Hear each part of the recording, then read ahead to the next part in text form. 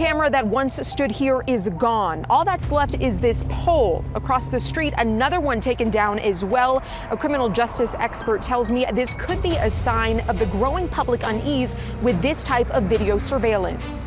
In two different parts of Houston, the same scene, surveillance cameras lying on the ground. Two near Memorial Park, two more near Washington Avenue and Westcott, all part of Flock Safety's automated license plate reader network used by Houston police and other law enforcement agencies. Houston police confirming an investigation into this. While the motive is unknown, the technology itself has drawn criticism in the past from people concerned about the data they're collecting. What level of frustration have we encountered? Texas Southern University professor Howard Henderson, founding director of the Center for Justice Research, says the backlash reflects broader concerns over privacy and who ultimately has access to the information these cameras collect. For many in society, they're looking at what the negative unintended consequences may be if this information gets leaked or someone uses it and finds itself in the wrong hands. A crowdsourced map from dflock.org shows thousands of Flock cameras across the greater Houston area. Because anyone can submit locations, ABC 13 cannot independently verify the data shown, but we know that multiple law enforcement agencies use the cameras. Houston expanded its use of the technology through a multi-million-dollar agreement with Flock in 2022. In that contract, HPD describes the camera as an investigative tool, writing that, quote, all data from vehicles observed will be provided to HPD for further assessment in detecting vehicles wanted in suspicious or post-event investigations for law enforcement purposes. Just months ago, Harris County Commissioners voted to renew its contract through June 2027 at a cost of just under $869,000. The Harris County Sheriff's Office previously credited the cameras with helping recover stolen vehicles and locating two kidnapped children. But Henderson says there's growing public unease over surveillance technology and artificial intelligence. Sensitivities are heightened. People are very concerned about someone watching them and what they're doing with that information. And he says when people feel they have no voice in those decisions, frustrations surface. And the community is simply saying, since you won't listen to me, right, since you have given me no way to voice my concern, we'll just take it down and tear it up. If the road were easy, everyone would take it. We don't shy away from challenges. We dive in. And now, live from an undisclosed location in FEMA Region 10, it's your host, Joshua Michael. If you came here for shows to listen and not talk about the future, not talk about how we can stop real tyranny unfolding amongst us, well, you came to the wrong place. We're not going to talk about the Republican talking points or the Democrat talking points and talk about all this nonsense. These are real, tangible issues that's happening amongst us. And I think that there is an insurgence happening amongst the people all over the country that are rejecting these Flock cameras, the surveillance state, as the Flock cameras are simply just a symptom of this. Listen, guys, you think the Flock cameras are bad? You have Ring cameras, Ring access. They give access to the police as well, and that is the surveillance state, and you're paying for it. If you have a Ring camera on your house right now, you are contributing to the surveillance state, no different than the Flock cameras. If you have an iPhone, they are now hacking iPhones real time. They're about to go full operational with the Palantir system on being able to track you real time if you're under investigation or if you're under suspicion. They can hack your cell phone location. They can get your cell phone location real time. And I'm talking about the police departments. If you're suspected or you say something online that they don't like, if, there's tons of instances where people are getting pulled over because AI in the Flock system has literally flagged them, even though that they're not the person or the vehicle or the license plate that they say that they are. They're getting surrounded by 5, 6, 7 police officers pulling them over. Is that the future that we want? Is that the future that we want? We don't have the ability to really defend against this stuff. We could tie up a lawsuit. We can get into, all these lawsuits and everything else. Look at how that's going for the Detroit Lake. Detroit Lake is literally almost empty. They have a couple more weeks and it's empty and the whole lake season's over. And as in the Marion County commissioners and the state of Oregon and people are trying to protest against this, how is that going for you? The fact of the matter is that water's still draining. So during the lawsuit, this is, I think, a perfect metaphor for what's happening with us and why people are so upset, why people are angry, and they're sick of this garbage to where they've just decided to take things into their own hands. And so what's happening is there's people all over the country. They're chopping these things down. They're covering them up. They're spraying them with paint. They're hitting them with lasers. They're doing all of these things because we don't want a surveillance state. If you look at Europe, if you look at Australia, if you look at New Zealand, you look at other parts of the world and how they're rolling this stuff out and how abusive it has become to our captors, to our governors, not Tina Kotek governor, I'm just saying the governor body.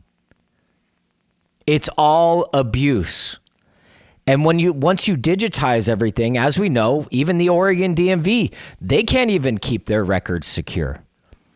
There's going to come a point where it just gets hacked. So as great as it may be, and they're fighting like hell to try to combat against it and say, well, we saved 2 children because of this, 2 kidnapped children because of flock cameras. Okay. Why aren't you saving the 350,000 children that are missing? Or 500,000 that are reported missing from behind the border? So if you're really trying to save missing children, and that's the whole premise of these cameras, how come it's not way more effective? And 2 out of Texas? Come on. Tell me you're screwing us without screwing us. Are we going to continue to believe the gaslighting that the nonsense of these police agencies are telling us? They are abusing their power. They have drone systems now. City of Sacramento, they popped up a couple drones and they just took video and pictures of all the locations of people that were lighting off fireworks and came by the next day or the day after and arrested them for using illegal fireworks. Is that really what we're building? A surveillance state? I don't know if any of you guys seen that TV show Silo, but it's very emblematic for how much we actually know goes on with the surveillance state. And the whole premise of the show is everybody lives in these silos. There's like 10,000 people. There's 150 layers, and there's different types of layers. And they literally live in an ecosystem underground because supposedly they were told 350 years ago that the Earth's atmosphere had been destroyed and they can't live up there. They can't go out there. They have to wear these suits. And when people go out there, they die, whatever. But what's interesting is how disconnected the population is from the governing body. The governing body is super high tech.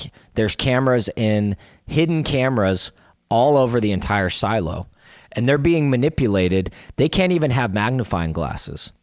They're running like old tech 1980s style-esque DOS computer systems, all while the governing body has this super high tech, tracking camera systems. And nobody knows about it because it's hidden. It's secret. So it's very emblematic in the sense that these cameras are just popping up everywhere. Nobody's making a decision about it. There's not a vote. We don't get to vote on that. We don't get to vote on it. They're not even proposing measures. They're doing private contracts with private companies that are setting these up and giving the data to police. And you might think, well, I'm not doing anything wrong. Well, what happens when you're suspected of doing something wrong? What happens when you're maybe being really effective against this IP28 nonsense that they're pushing? You don't think that they're going to start coming after you and start tracking you? They're trying to normalize surveillance. Think about this. They're trying to normalize surveillance, right? 2001, 9/11. What was the entire premise of that? Right? Supposedly, these people from the Middle East came over with box cutters and hijacked airplanes and did some of the most sophisticated maneuvers ever possible on these giant planes and crashed them into towers in New York with box cutters. All while the same people flunked out of flight school in Florida.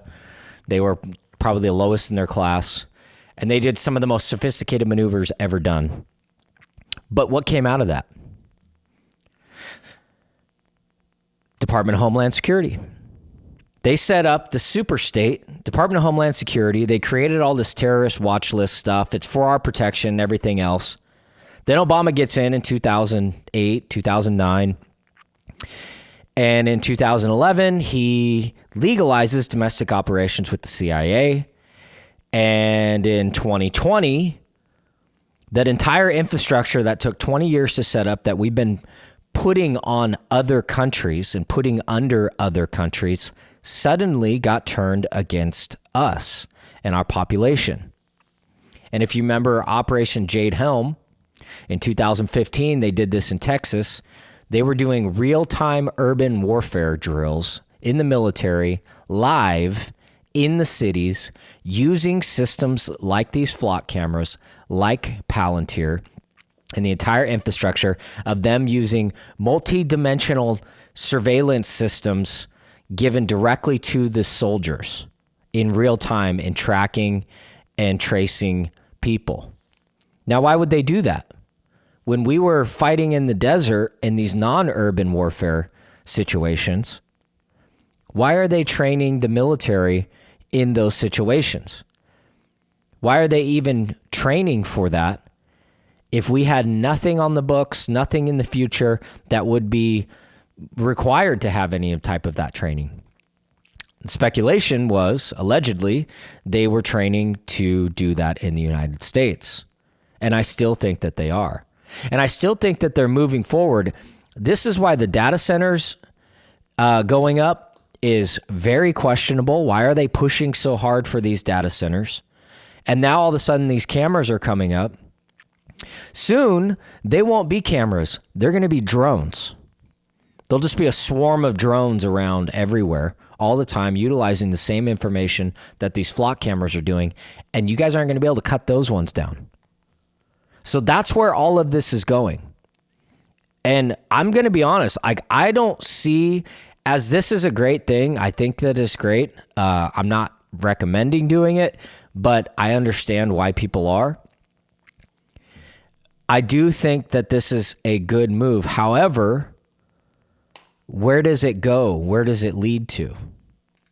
They're just kind of letting all this stuff happen. So how do you feel about being watched all the time? How do you feel about every time you drive past a certain street or whatever, your information is getting put into a database and they're literally tracking you and they're normalizing tracking you? And the story always is, well, I'm not doing anything wrong. What happens when they roll out another vaccine mandate and you don't want to do it?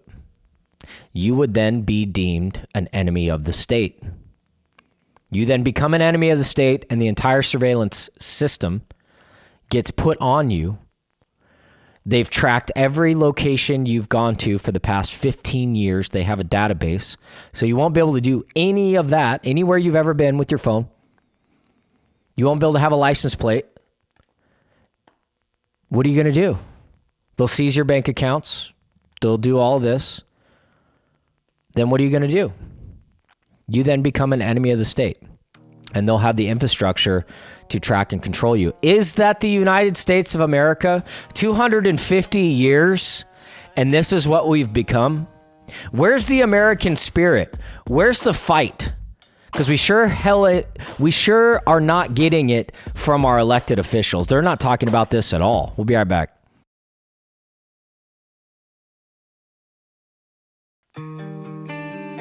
In the land of the blind, the one-eyed man is king. In the time of censorship, non-compliance is key. From an undisclosed location in FEMA Region 10, it's your host, Joshua Michael. All right, welcome back. So you can go to dflock.org. The map's growing, and so is the movement. We have to defend our Fourth Amendment right. We can't depend on the Christine Drazens. You think that she's going to fight against this? She's not no James Fishback, right? But that's who we're stuck with. That's who everybody's fighting for. I just saw a poll that she posted that said she had Tina Kotek beat coming up. I'm like, yeah, okay. A poll doesn't mean anything. Have we not learned nothing? Have we not learned anything? What is the poll gonna do?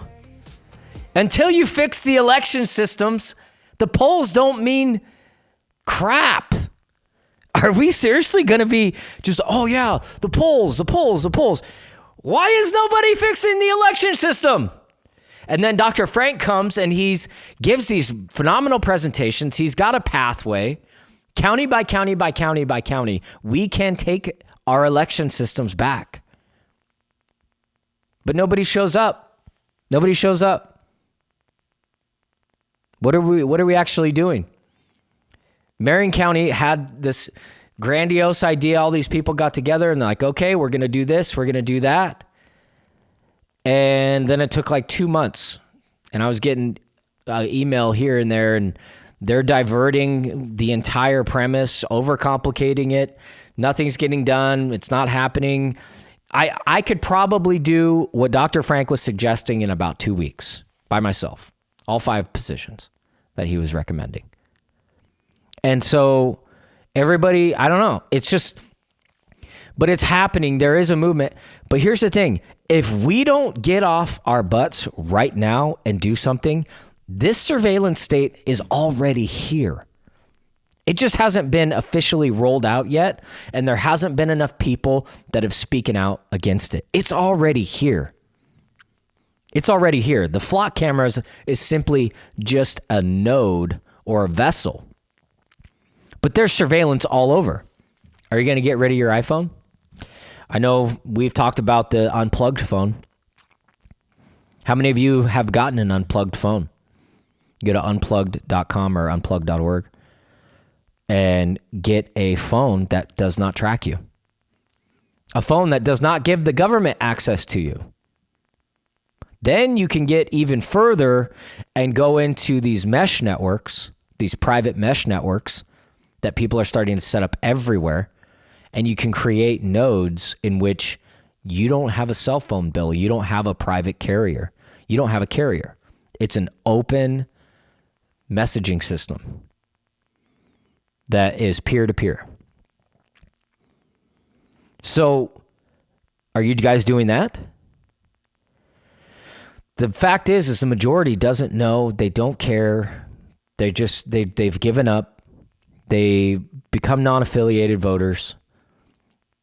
Yeah, they complain at dinner. They complain online. Do you think that posting stuff online is moving the Overton window? Do you think that's waking people up? It's simply just a blow-off valve into nowhere. So if your entire premise is like, oh, I'm going to post a video about this. This is absurd. We're not going to let this happen. We're going to go down to our city council meetings and give them a piece of our mind. They don't care. They don't care. And you can't vote your way out of a tyranny. So let's stop pretending and start taking action. So there's tons of flock camera stuff, tons of flock camera footage. I posted it on my X at noncompliantAF. There are tons and tons of videos of people taking these down. So, but what does this mean for the future? And don't just do it for us or think about us. I mean, our kids. We have to think about the future. Is technology a good thing? Is it going to get better and better? Are we really utilizing this? Is it worth it to have these data centers everywhere, consuming all the water and electricity, disenfranchising 47,000 people in Lake Tahoe? 47,000 people next year have to be out of their house because of these data centers. They're not going to have any power. Power company is like, yeah, no, we can't provide power for you anymore. It's all going to the data center. For what? What's the data center for? Are we going to build data centers just so we can save the economy? How about we build a better economy? How about we open up all the BLM lands and start exporting timber rather than importing it from Brazil and Argentina and wherever the hell it's coming from? All the lumber and stuff at Home Depot, it's all not from here. Even though we used to be the timber capital of the world, you know? We have so much timber here, we could export and do it effectively, replant, regrow, and have a phenomenal industry. Why aren't we doing that? Why aren't we doing that? Oh, because they don't want to. So now this IP28 thing's gaining traction. A lot of people are talking about it. A lot of comedians. Joe Rogan was talking about it. Let's see if I can find that clip of him mentioning it. But, you know, Oregon has become embarrassing to the rest of the world. And it is embarrassing. It's embarrassing how much and how many conversations I can have with people on a daily basis. And they go, yeah, that sucks, whatever. But they don't do anything. And I'm talking about younger people. Where's the fight? Where's the thing? I personally think you have to start cleaning your water. If you don't start detoxing from all the SSRIs that are in city water that you consume yourself with, you're basically involuntarily taking drugs if you drink city water and you don't filter your water. And that's putting you in a docile state. I personally think that that's a huge contribution to how dysfunctional our society operates. That and with the RF exposure, there is so much like weirdness amongst people. It's like everybody's just walking NPCs. Everybody's just walking drones. And you try to have a conversation with them, and there's certain hot buttons that if you mention anything to them, they shut down. Or they just stop talking. They just don't have a thought. It's really sad and it's really disheartening, especially when you have real conversations. It's nearly impossible. And if there's some secret group out there that, you know, is meeting the criteria of having thought, and we don't have to agree. I don't care if we agree or not. But just show me you have a thought, and let's move on from there. We'll be right back. It's time to unmask the truth and expose the lies. The occupied forces do not want you to hear this broadcast. Breaking through the censorship and delivering raw, unedited content, it's Joshua Michael with Non-Compliant America. Not if you're actually trying to make something out of yourself. All right, welcome back, folks. Joshua Michael, Non-Compliant America.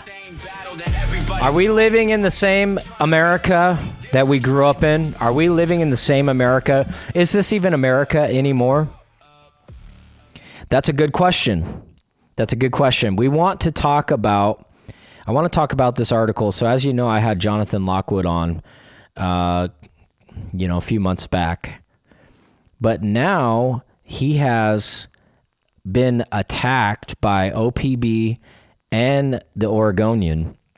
They're attacking him over AI campaign ads that will test Oregon's disclosure law. So as you know, Oregon, back in 26th of February, they passed a AI-generated campaign video violation for the state. So in other words, you can't generate AI videos or whatever.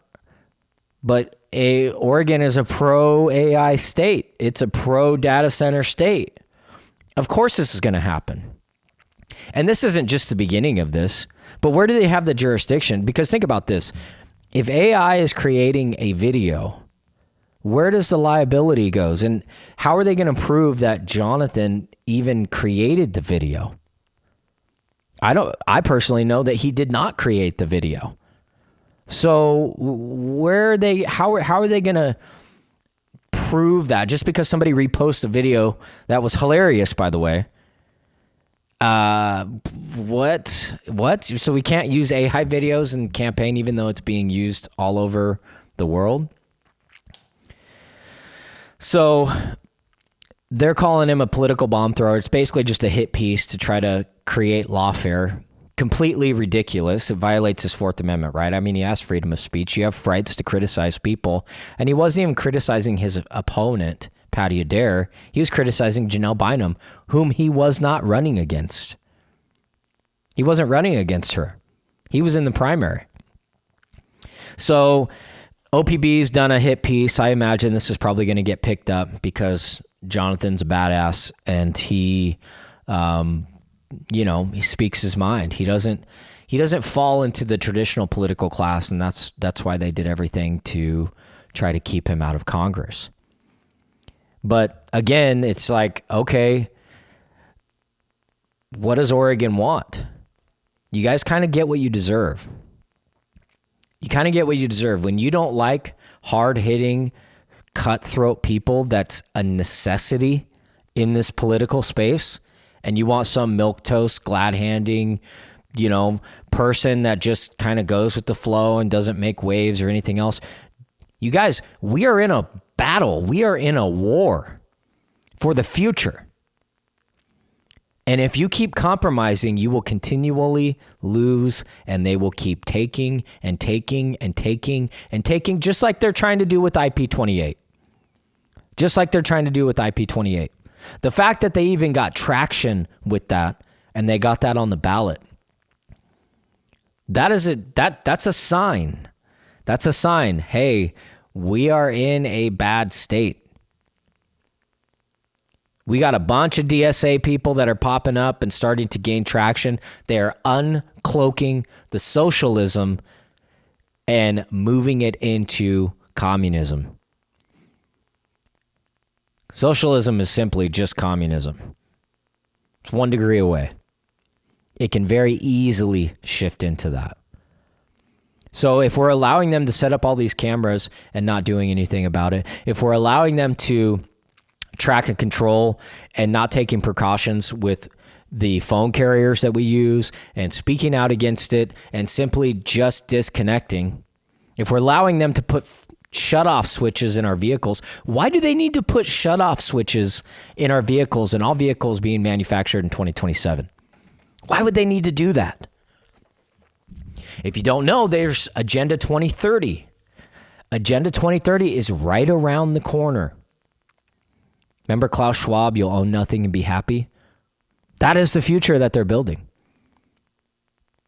So there's going to be a point where they're going to tank the stock market and throw everybody into a panic, everybody into a frenzy. And then what are you going to do? This big golden age that we're creating, we are simply creating a prison for the future. And you guys are either too scared, too ignorant, too stupid, or too happy to acknowledge it. And that's what's being built. But the better question is, here's the thing. The only way we can stop it is we have to build awareness to it. And after we build awareness, we have to take action amongst ourselves within our own communities. That means going to the city council meetings. That means going to everything and building awareness to it. Get a booth at the fair and talk about the surveillance state. Expose it to the masses. Expose it to the public. All right? There's a million things that we can do. But this thing about Jonathan is interesting because it begs a question.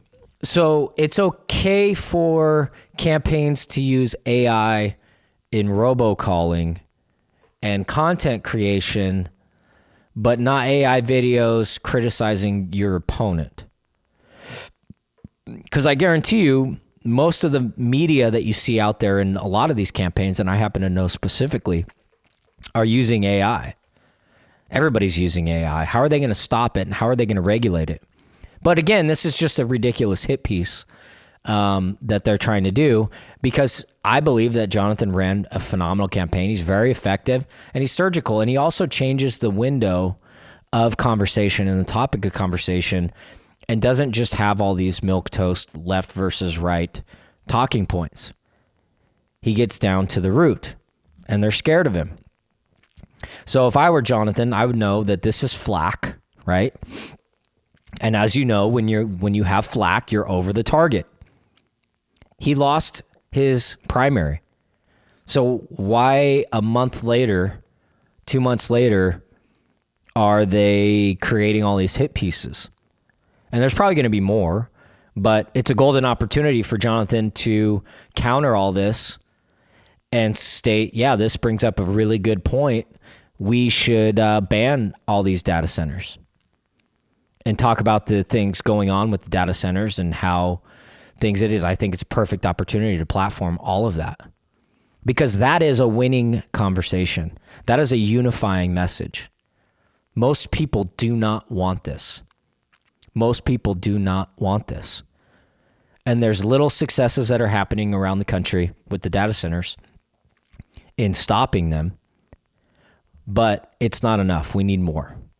We need more people to get involved and more people to get active. So with that, there's today, the Iran deal going on with Trump again. There's peace talks. There's no peace talks. They cancel the peace talks. But if you notice, Taco, it's always around Friday. Things fall apart or things happen. And then by Sunday, things fall apart or things happen again, right? But it's all about the stock market. It's all about the stock market, which I don't think there's an end to this war. I think it's going to go on for a long time. And the economy is going to crash. I just absolutely believe it. You can't shut down the Strait of Hormuz and have an effective economy. We are too intertwined globally to be able to have a self-sustaining economy, especially given the state that we've been in under the thumb of China for 30 years and basically been pawning off all of our industry for them because of the bureaucracies and the overregulations that states like Oregon have been imposing for decades, eliminating industry, eliminating growth, wanting to preserve the owls, the spotted owl, or the birds or the fish or whatever crap that they're doing in Detroit Lake, whatever justification they have for draining that. And there's so many people, so many boats out there that they're having to pull out next week because there's not going to be any water. The docks are drying up. And so summer's over, guys. Summer's over. I feel bad for the people. Actually, I don't, because you shouldn't buy a $150,000 boat and then use it for a month and a half. Like, I mean, if you got money like that, but what are we doing? What are we doing? How are we letting this thing happen? We're just taking it. We're just taking it. Well, I'm not taking it. And I'm speaking out against it, and I'm just trying to inform all of you guys of there are things that you can do. And we need to get back to community-based organizations that are small communities within your neighborhoods. You guys set up your own neighborhood watch, right? Start having conversations, taking actions for your community. That's the American system. That's the American way. If the whole community around you is in agreement, there shouldn't be any outside dictator laws that can supersede beyond that. If that's what your community wants, that should be what your community gets. That's the American system. That's the Declaration of Independence. Right? So don't just go along to get along. It's always good to ask questions. It's always good to challenge the narrative that's coming at you. Just because everybody else is doing it, just because everybody else is getting a real ID Doesn't mean you need a real ID to travel. Just because they take your picture at the airport, it's voluntary. You shouldn't have them build their biometric system on you voluntarily. Make them fight for it and say no. Stand up. We'll be right back.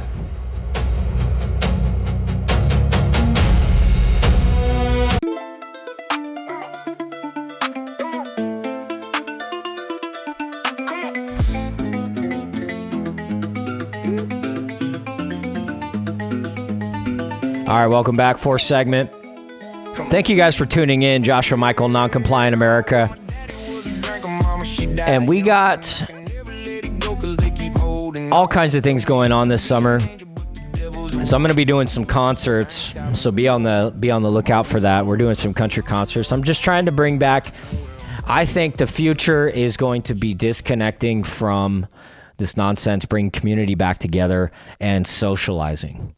And so if you want to be a part of that, you reach out to me, jm@noncompliantamerica.com, or hit me up on my X @noncompliantaf, Instagram, joshua.r.michael. You can hit me up because we want to do community-based things. And I think the key is not to make it political. I don't know about you, but I've been detoxing from the entire political space after this last primary. I'm just so disappointed with the outcome of how everything turned out. Excuse me. It's really disheartening to watch that and experience that and watch all the backstabbing and the lying and the cheating and the stealing and the manipulation and the gaslighting and the BS. Everything goes on with it. And all of you guys say, well, that's politics, Josh. That's politics. If that's politics, you can't operate like that. You don't reward the weasels. You don't reward the snakes and allow them to receive victory. You have to have accountability in order to have a reasonable society. You can't let people that don't participate in the process win the entire race. Otherwise, it's what's the point? You can't do that. And do all these backdoor deals and everything else. And I'm just not in the circle. I guess I'm just too naive to believe that there are good people out there. Like even the Ed Deal thing and all that crap that he did with me. And he went to the news and he lied and he said he never committed to my event. That's bullcrap. I talked to him on the phone in his car with his wife. And he committed to that event to me. Then he tried to make it out to seem like I was lying and I made the whole thing up and I cheated you guys. And he's supposed to be this honorable guy. And he was actually my guy. Like I appreciated Ed Deal and I was going to vote for him in the primary because I believed in his message. And then some of the other stuff that went on behind the scenes with his little team of online people, and they started smearing me and talking all this crap. And it's like, what the heck are we doing? I just wanted to do an event to showcase these people and bridge the gap between the disenfranchised base that felt like they weren't a part of the process and the candidates that we're supposed to be voting for. If we even do that. But if we're not going to fix the election system, it's like, okay, I figured we could get enough momentum and do things. But it just seems to me like nobody wants to do that. They just want to go along and have somebody in the office with an R next to their name. That's it. That's all that matters. As long as it's a Republican, it's good. Even though voting records are not the case, even though all this stuff's not the case, it's like, do we want more than that?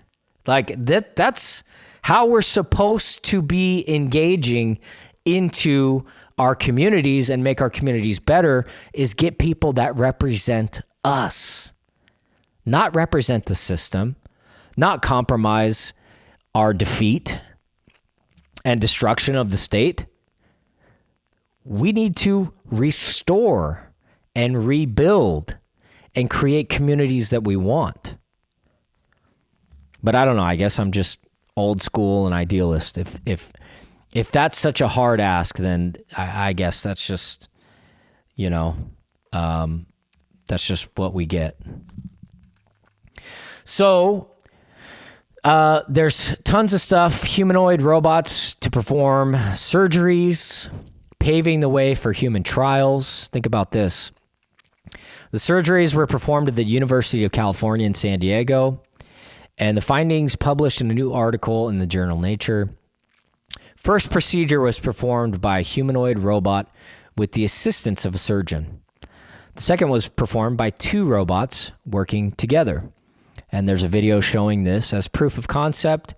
It absolutely worked. Robots that perform the surgeries featured head and arms and take up less space than robots that are already in use at some hospitals. The space constraints didn't exist like traditional robot surgeries. So they're getting humanoid robots.